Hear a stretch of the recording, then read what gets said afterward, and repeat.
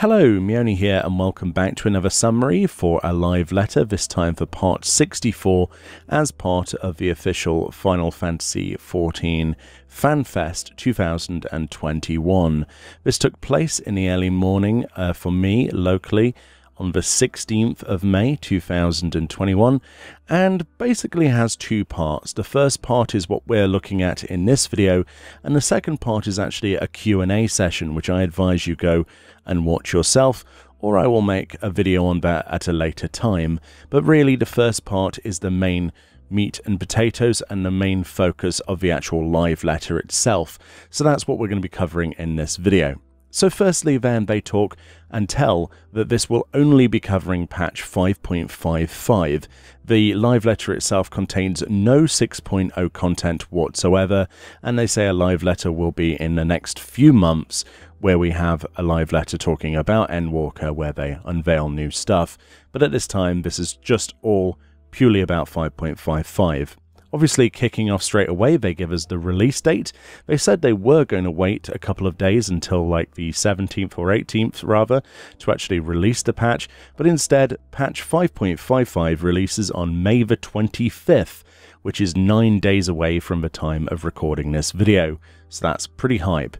The patch itself then contains, just as a basic summary, part 2 of the Death Under Dawn scenario quests, which are all the hype, the Save the Queen updates, which are bringing to a completion, the Yorha Dark Apocalypse epilogue quests from the weeklies, and also finally the reward for collecting all triple triad cards in the game so far.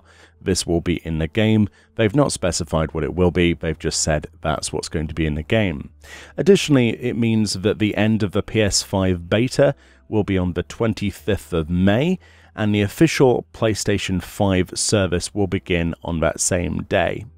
Apart from that, that's pretty much everything in the patch. Now they go into further detail. Firstly, let's look at Save the Queen. So first of all, they talk about the fact that there's a story update, finalizing the storyline, there's battle content, and of course the Resistance weapon series. Firstly, they introduce Zadnor as a battlefield, just as a refresher. This will require the patch 5.4 MSQ completion and the patch 5.45 Save the Queen storyline completion as well to actually get in there. It doesn't have a Resistance rank like we expected. Zadnor itself has critical engagements, and the resistance rank of your character goes up to level 25. New skirmishes are also present, as well as a new 48-player critical engagement assault called Dal Rider, which looks pretty cool. It's inside of a giant docked airship. The story quests then that they add are to be the final ones in this storyline, wrapping it up with a finale, which is going to be quite interesting. They say that there's an important decision that will have to be made by the Warrior of Light. Apparently there will be branching decisions, but overall the completion will remain the same. It's just getting on the that journey will be different depending on what you choose, but does not affect the conclusion of that storyline. They do show off some skirmishes with a picture which looks amazing, and then they show off a new critical engagement picture which clearly shows a certain Final Fantasy XII boss, and then they show another picture of another one, which is, well, absolutely epic looking in my opinion, and then they show a new duel versus this particular monster that you also might recognize from the game. If you're hyped for duels, they say that there are several challenging duels back in the game to test your mettle, very literally, pun intended. Inside Dal Rider, then, this robot thing is part of a 48-player assault and looks pretty mean. I can't wait to face off against this and probably die horribly and lose all my metal. That's the nature of it. I love that content personally. So next they talk about the rewards themselves. Firstly, they show some new armor on a Lalafell, this concept image, which is kind of cool. There's the Lalafell there. I mean, it looks fairly basic to me, but a lot of people will probably like this, and it probably looks a bit different on larger skeleton models than a Lala. And then they also show this wonderful reward, which is a brand new mount. This will be a bike.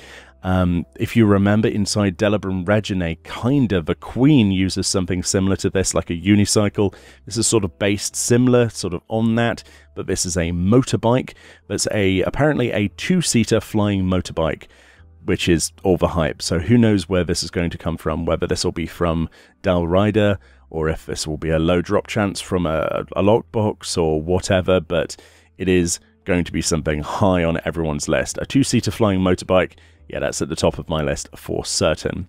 There will be new outdoor furnishings as well in this patch, as you would imagine, with this image showing off like a gazebo and some trees and bits and pieces. So that's quite lovely if you collect the housing items like I do. Next, they talk about a new honor system added after rank 25. These will actually let you go further than rank 25, which is the new maximum rank. So first of all, to do this, you must reach rank 25 itself. And if you continue to accumulate metal, this is all stored up. And apparently you can exchange this in at a vendor for proofs of metal. And then you can exchange these for honors, apparently, which increases your different attributes permanently within the zone. This includes the Son of Fortitude, Valor, or Succor. The Fortitude then increases your max HP. The Valor then increases your damage dealt. And of course, Succor is healing potency increase. They actually have icons in the bottom right of this UI screen here, which shows these buffs stacking. So of course you can get multiples of these. They don't tell us the maximum amount of stacks or any kind of limitations on that, but we'll have to wait and see and try for ourselves. But that's quite an interesting step that they say they've taken inspiration from Final Fantasy XI to create this time. The final step of the resistance weapon will be introduced, they say, but they don't want to show anything off this time, which is understandable. I'm sure those will be, you know, the contention of people's opinions when they finally come out. And the upgrade quests, they say, for those weapons will become available when you unlock Zadnor itself in the 5.55 storyline of Save the Queen. The stats, they say on these weapons will be slightly better than the Eden's Promise Savage weapons currently available in the game. Once one has been fully upgraded, the process then of upgrading other resistance weapons will differ. Apparently, the first resistance weapon on this stage is designed to be tough and to tax you quite thoroughly, so I'm hyped to see what that involves. They say this allows you to skip other weapon stages, apparently, upon completion of your first. Subsequent weapons will allow you to skip certain stages, but at this time they do not confirm which steps can be skipped or step.